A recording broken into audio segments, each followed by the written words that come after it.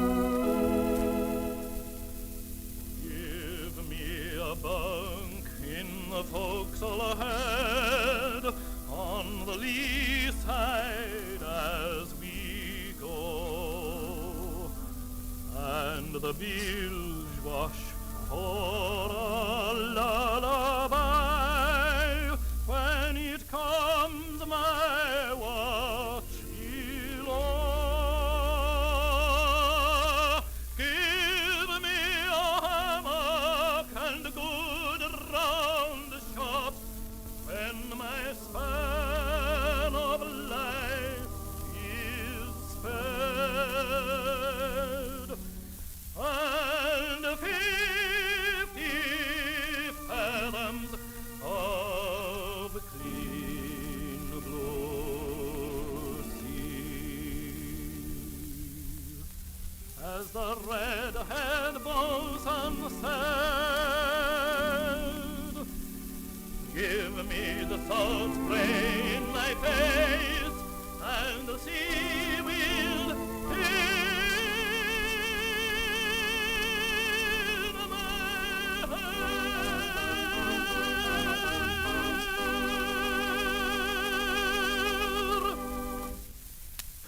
That was not what I expected it to be, but it was actually fairly pleasant.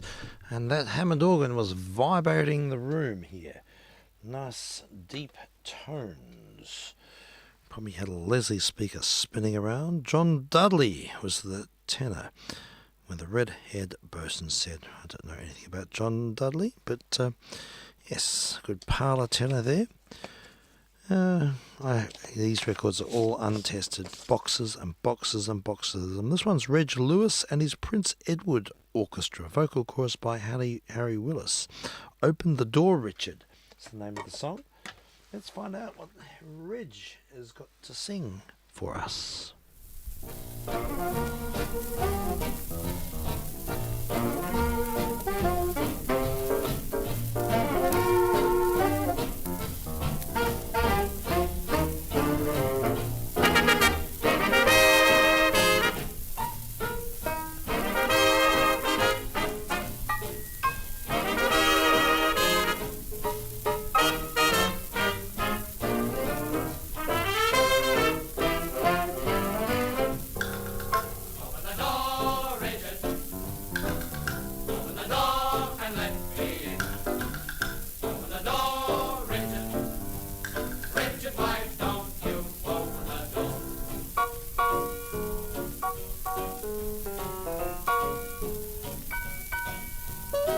Open the door, Richard.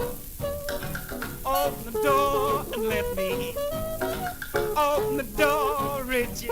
Oh, Richard, why don't you open that door? Open that door, Richard. Open the door and let me in. Open that door, Richard. Oh, Richard, why don't you open that door? I'm standing here digging in my hip pocket, and I'm standing here scratching in my pants pocket, and I'm standing here groping in my coat pocket, and I just can't find that key. Open the door, Richard. Open the door and let me in. Open the door, Richard. Richard, why don't you open that door?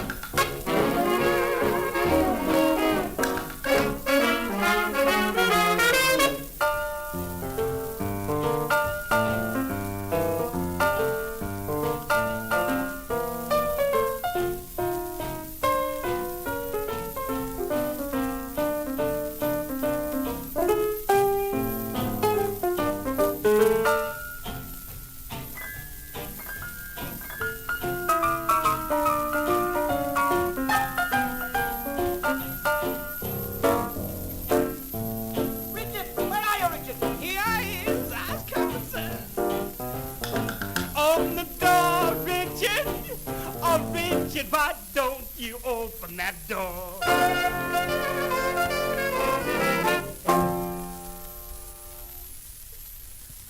Reg Lewis and his Prince Edward Orchestra. Apparently that was they were in Sydney, and it was the Prince Edward Theatre. I wonder if it's still there.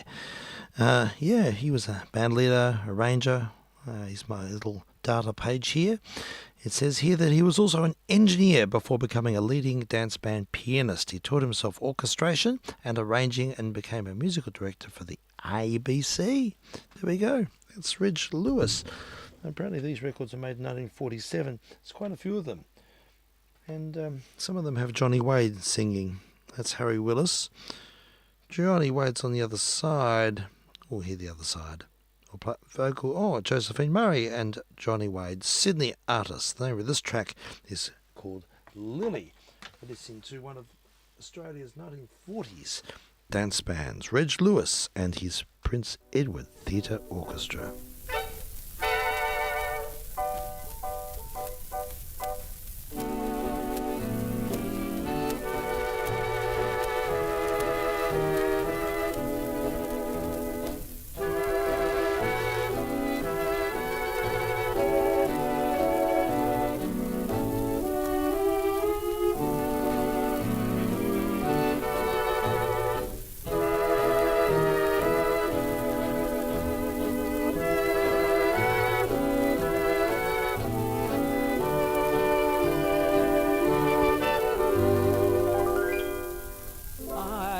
The byways, I search the highways, look to the stars above. Now that I've found him, can't do without him. I must be lucky in love. I call him Billy, he's my pal. Since early school days I've been his regular gal. Believe me now, we are married, our love's still true. If you're unhappy, get yourself a Billy too. I call her Lily, she is my gal, sweet as my mother, my first and only pal. Believe me, we love each other as all lovers do.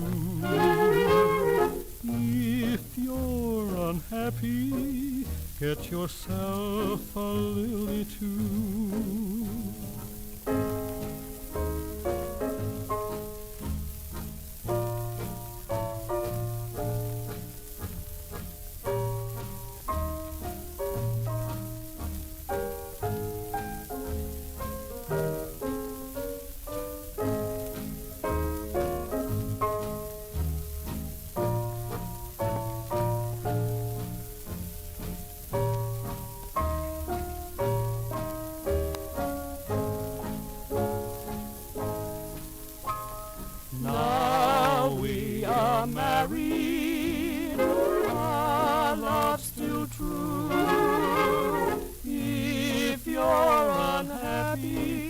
Yourself a lily, lily too.